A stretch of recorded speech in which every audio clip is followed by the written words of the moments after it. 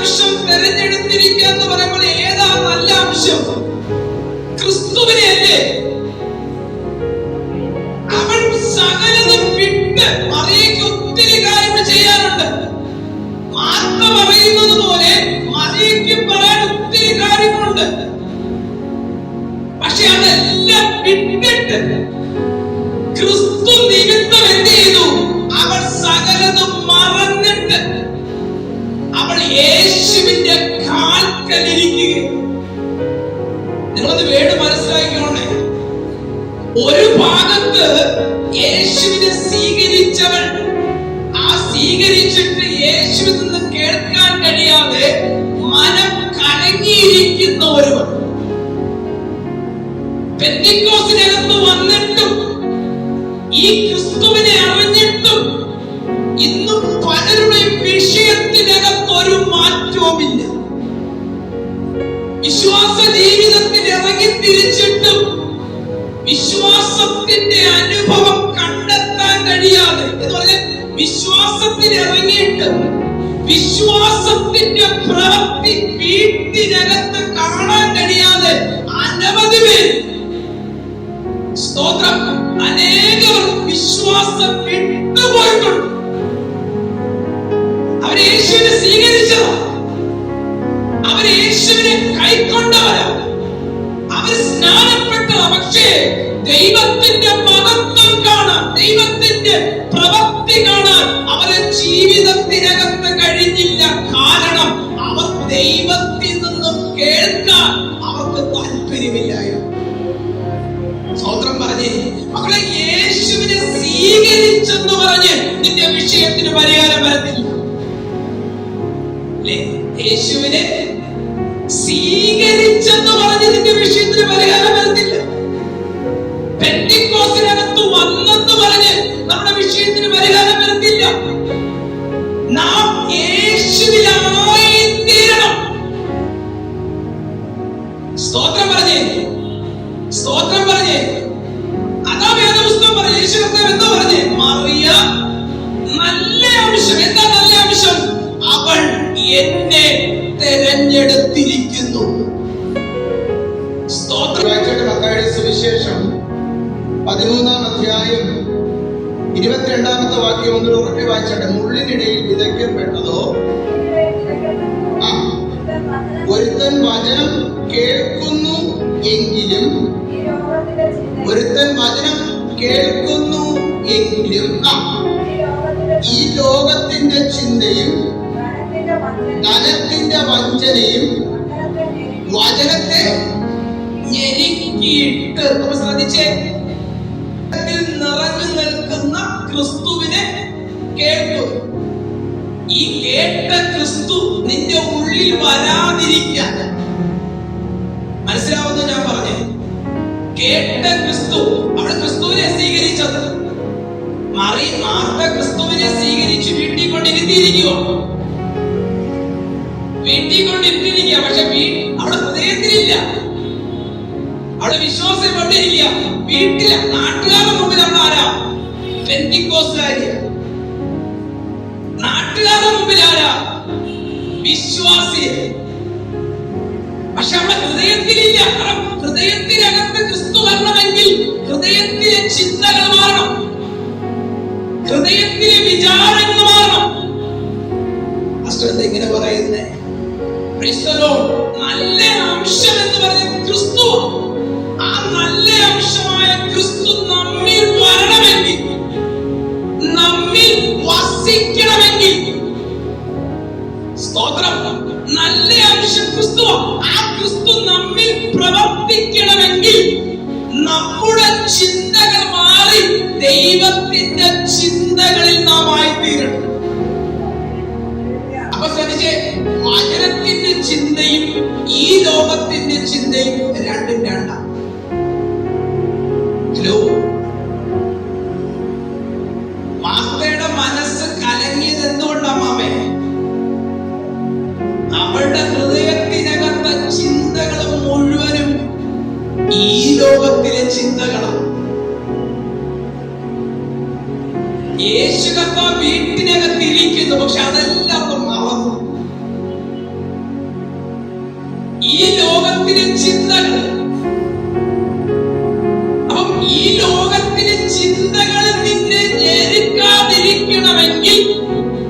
ദൈവത്തിന്റെ ചിന്തകൾ നിന്റെ ഉള്ളിൽ വരണം.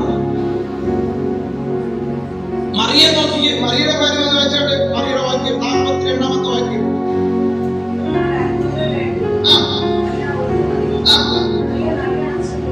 അവളുടെ ഹൃദയത്തിനകത്ത് എന്തുണ്ടമ്മേ? അവളെന്തോ തെരഞ്ഞെടുത്തേ? അവൾ ലോകത്തിന്റെ ചിന്തയെക്കാളും ദൈവത്തിന്റെ ചിന്തയ്ക്ക് ഒന്നാം സ്ഥാനം കൊടുത്തു.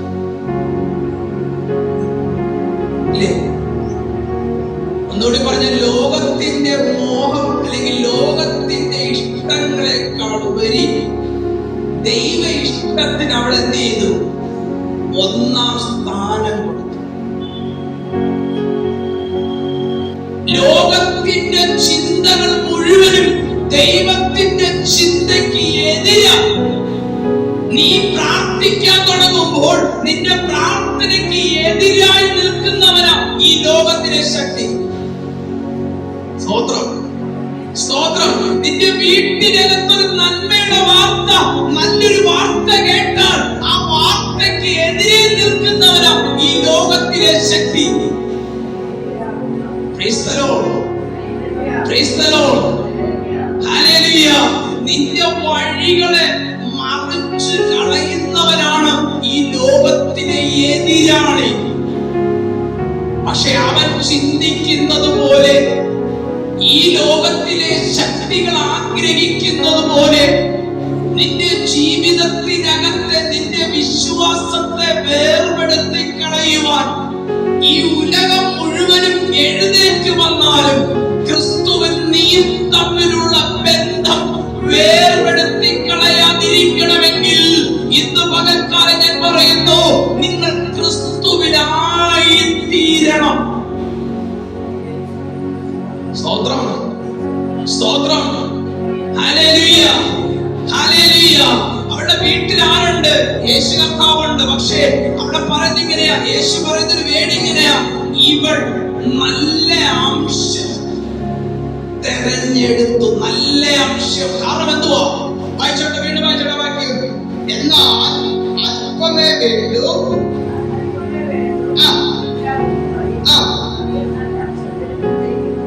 മറിയ നല്ല അംശം തെരഞ്ഞെടുത്തിരിക്കുന്നു. അടുത്ത വാക്യം. അത് ആരും അവളോട്,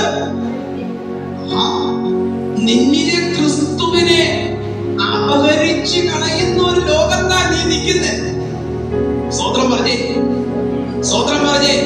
വിശ്വാസത്തെ അപഹരിച്ച് കളയുക, വിശ്വാസത്തെ അപഹരിച്ച് കളയാ. നിന്റെ വിശ്വാസത്തെ നിന്നെ ഉറപ്പിക്കുന്ന എങ്ങനെയാ?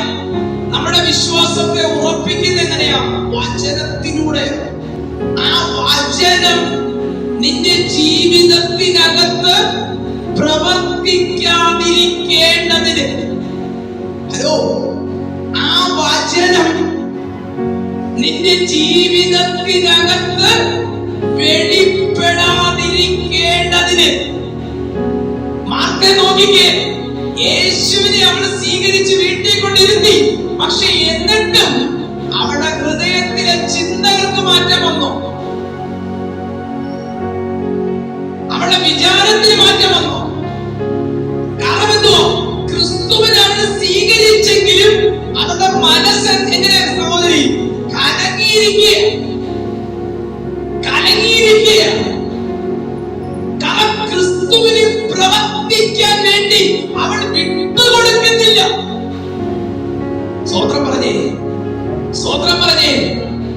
അവൾ ദൈവത്തിന്റെ പ്രവർത്തിക്ക് അവൾ ഏൽപ്പിച്ചു കൊടുക്കുന്നില്ല. അവൾ സ്വയം അത് ചെയ്യ. വീണ്ടും വായിച്ചോട്ടെ വാക്യം. ഒരുത്തൻ വചനം കേൾക്കുന്നു എങ്കിലും അപ്പൊ ഈ വചനം പ്രവർത്തിക്കണമെങ്കിൽ ഈ ലോകത്തിന്റെ ചിന്ത എന്ത് ചെയ്യണം? വിട്ടുമാറും. ശ്രദ്ധിച്ചേ, ഈ വചനം ദൈവവചനം, ഈ വചനത്തെ ഞെരുക്കാതിരിക്കണമെങ്കിൽ, ഈ വചനം ഒരു മനുഷ്യന്റെ ജീവിതത്തിനകത്ത് പ്രവർത്തിക്കണമെങ്കിൽ എന്തിന് വിധേയപ്പെടണം? ദൈവവചനത്തിന് വിധേയപ്പെടണം. പക്ഷെ നീ ദൈവവചനം കേട്ടിട്ട് ലോകത്തിന്റെ ചിന്തയിൽ ജീവിച്ചാലോ? കേട്ട വചനം നിഷ്ഫലമായി തീരും.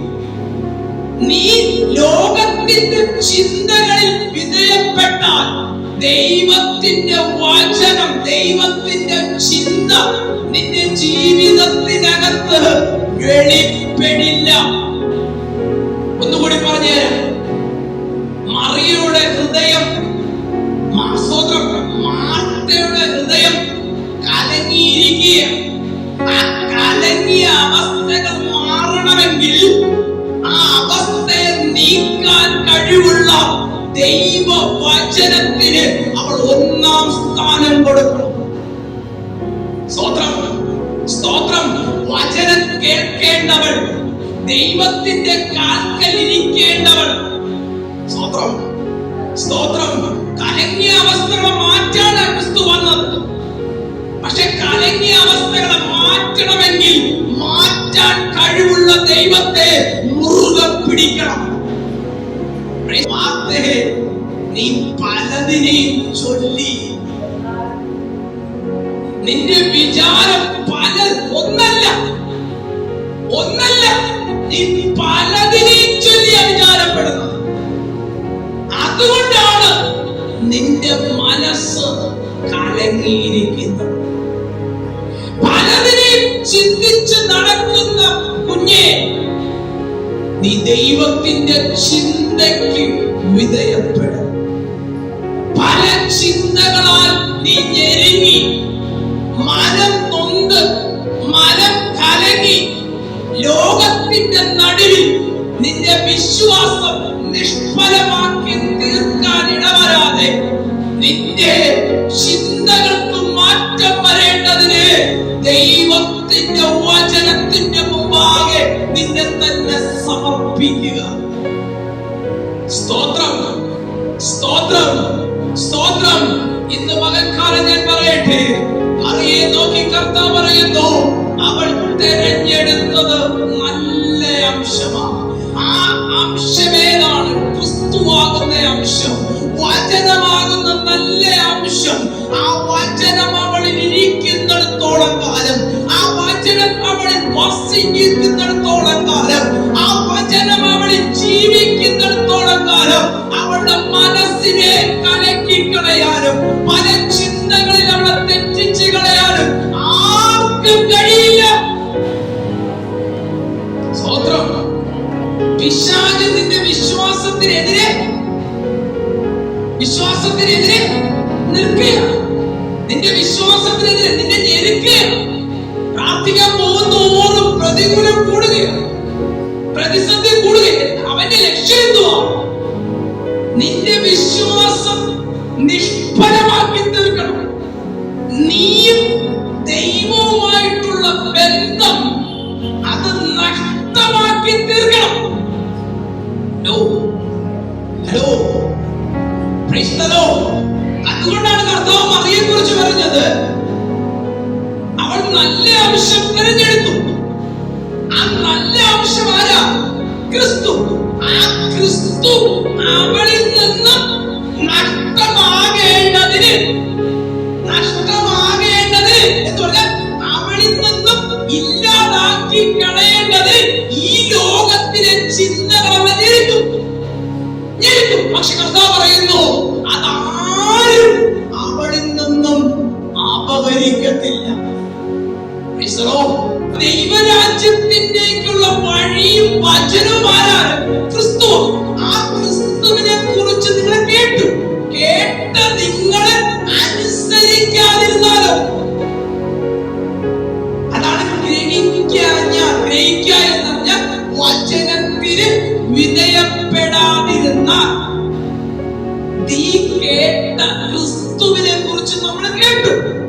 ആ കേട്ടത് നമ്മൾ ഹൃദയത്തിൽ സംഗ്രഹിച്ച് ക്രിസ്തുവിനായി ജീവിച്ചില്ലെങ്കിലോ നാം കേട്ട വചനം ദുഷ്ടൻ വന്ന് എടുത്തുകൊണ്ടുപോകും.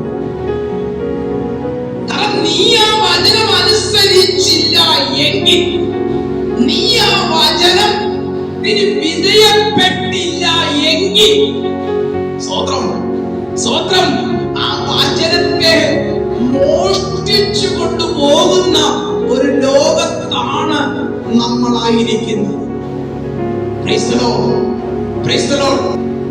യോഹന്നാന്റെ സുവിശേഷം 5-ാം അധ്യായം 24-ാമത്തെ വാക്യം. ആമേൻ ആമേൻ, ഞാൻ നിങ്ങളോട് പറയുന്നു, എന്റെ വചനം കേട്ട് എന്നെ അയച്ചവനെ വിശ്വസിക്കുന്നവന് നിത്യജീവൻ ഉണ്ട്.